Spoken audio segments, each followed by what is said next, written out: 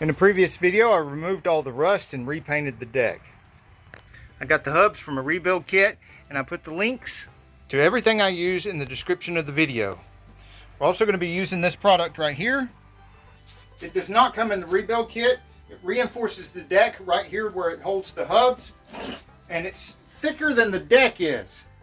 Now these come with their own bolts, which I thought would be longer because of the thickness, but when I checked with the bolts that come with the hubs, they're the same length.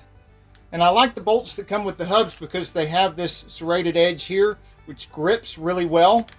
And I want that to help hold. It seems better than the locking washers that come with these bolts. Now, I've already put the Loctite 242 onto the bolts, and I made a big mess on the table here with it too. It's better to have too much than not enough. And I balanced this on the table by magic. Or maybe I built a jig. Shh, don't tell anybody. I like to orient these in a way where the grease fitting is accessible. If you're laying on the ground beside the deck, you can reach up under there and get to the grease fitting. I don't like to point it to the inside. I like to get all my bolts started really good before I tighten the first one. That way I don't have trouble starting the last bolt.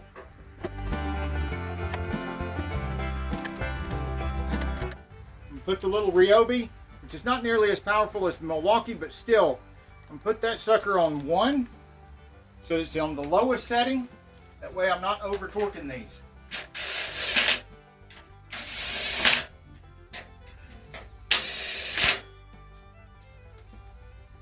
So here's what it looks like before I put the blade on.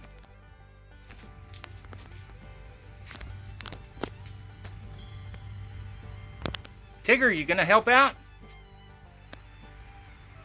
You gonna help out? I think he thinks I'm doing a good job on my own. Now, I put some Loctite on here, maybe a little too much. Spilled some on the table. Got a little too much on the nut. Another big mess on the table. But what kind of technique is that? I think we'll call that the possum pose.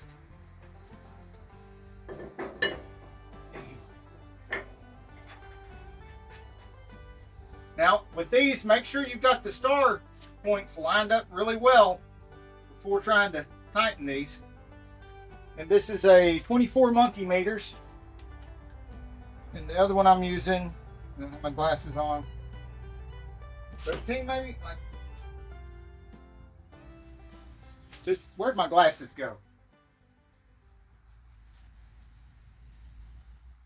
Yeah, 13 monkey meters.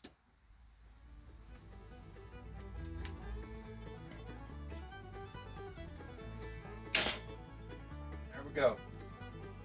To check that stuff with a torque wrench later. I like to make sure I do at least 2 revolutions with the blade. Make sure it's not hitting anything, because there's usually a reason for changing the hubs. And it's usually not a good reason. Something tragic has happened. And this one seems to be free of everything else. I will repeat this process when I have all the blades on, pointing them towards each other to make sure they don't hit each other. Last but not least, we'll get Shopcat to inspect everything, make sure it's all right. And I think he's satisfied because he's moving on.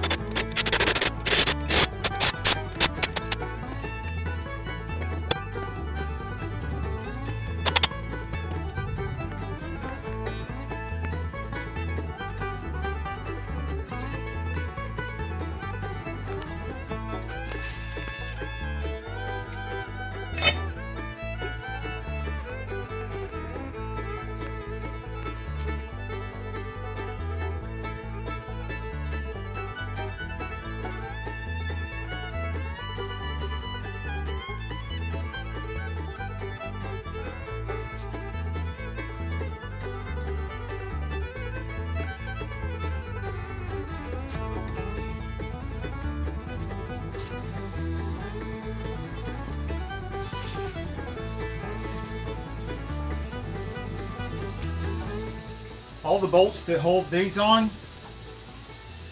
have nylon lock washers. See?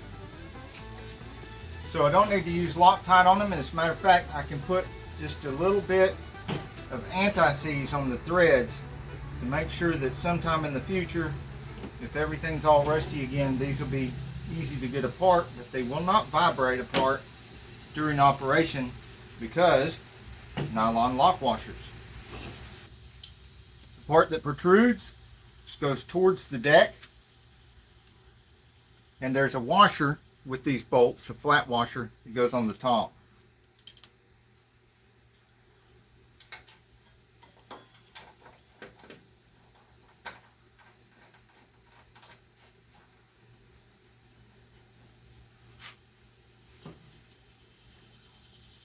Bolt washer on top, nylon lock washer from the bottom.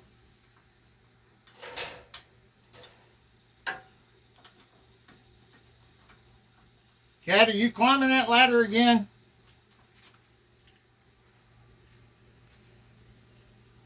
He did. Crazy shop cat. He's climbed the ladder into the loft.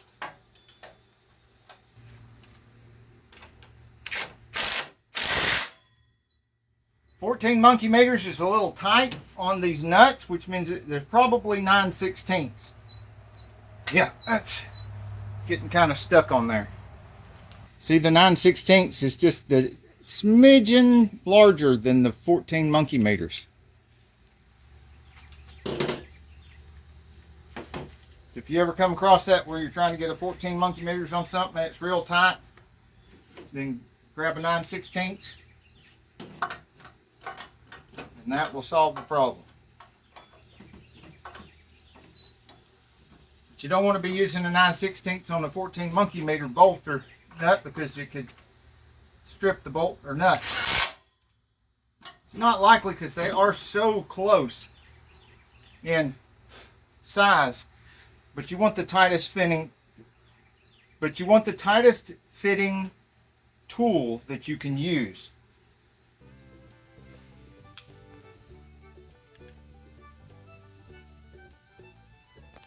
Yep, Tigger the shop cat went right up that ladder, all the way up there into the loft. Then he climbs across these beams and he goes way on down. And do you see him up there doing his balancing act?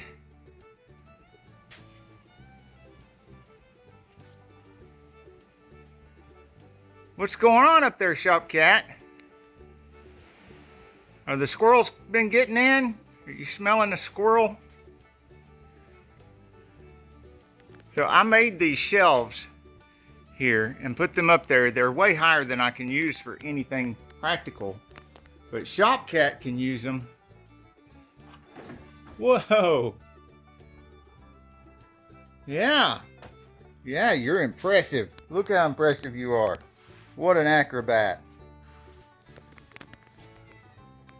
No squirrels? Disappointed because you didn't find any squirrels? No squirrel lunch?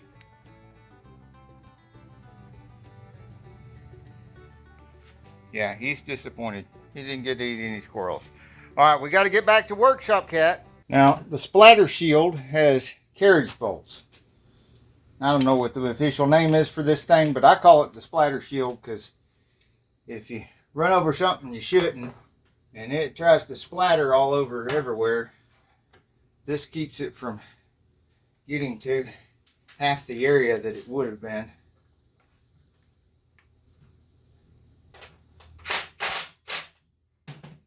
Not tightening that all the way because I need to get this other one started. I like to put the bolts in from the top because that leaves the nice rounded top right there. I see a lot of them sticking up and they have the nuts showing at the top. I think it just looks a little prettier if you've got the top of the bolt head showing.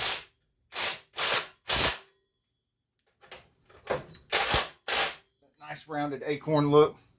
Now I didn't put any Loctite on these because these have the same advantage of the others. It's a nylon lock washer. Ain't that right, Shop Cat?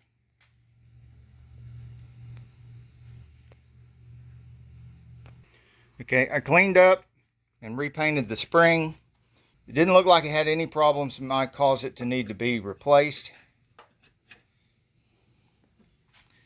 And it did not come with the rebuild kit. To replace the wheels on the Cub Cadet 50-inch deck, first you want to look for the history mark where they were or where you want them to be if you're wanting to move them to a different place. And the bolts are 3/4 and 9/16 or 19 monkey meters and 14 monkey meters.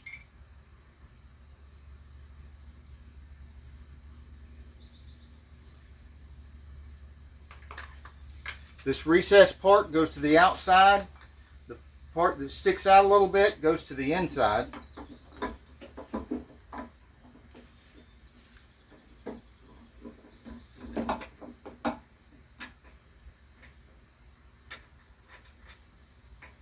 Make sure you get it started a few threads. You don't want to cross thread these things. 9/16 on the nut. This is a nylon lock washer, so it doesn't need any Loctite. And there we go. It's on there. Just repeat the process 4 times.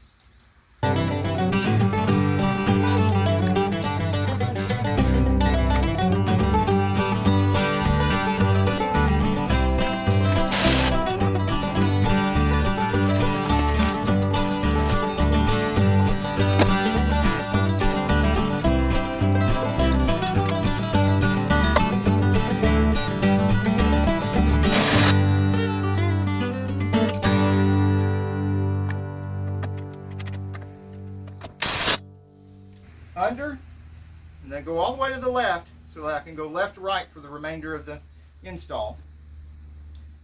So it's under, over, under again, over, over,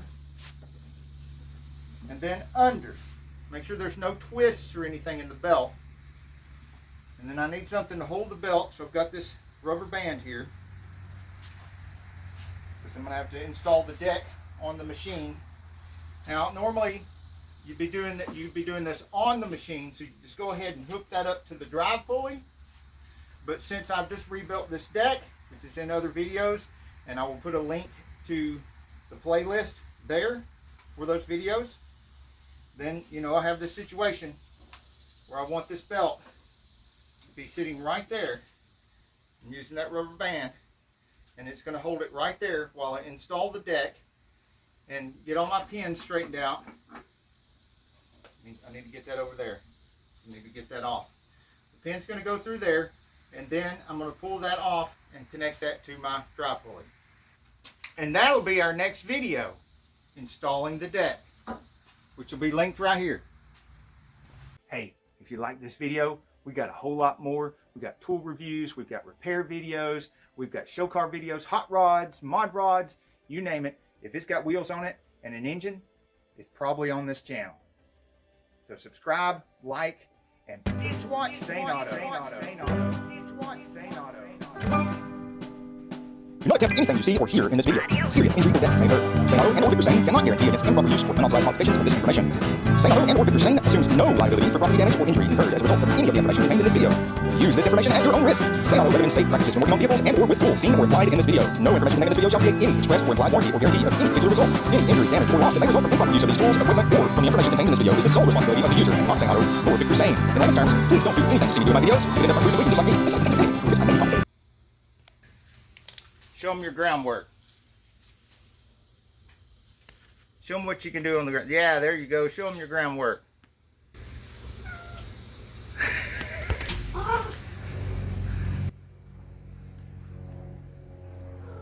Is that how you do it? Fight your way up from the ground. There you go.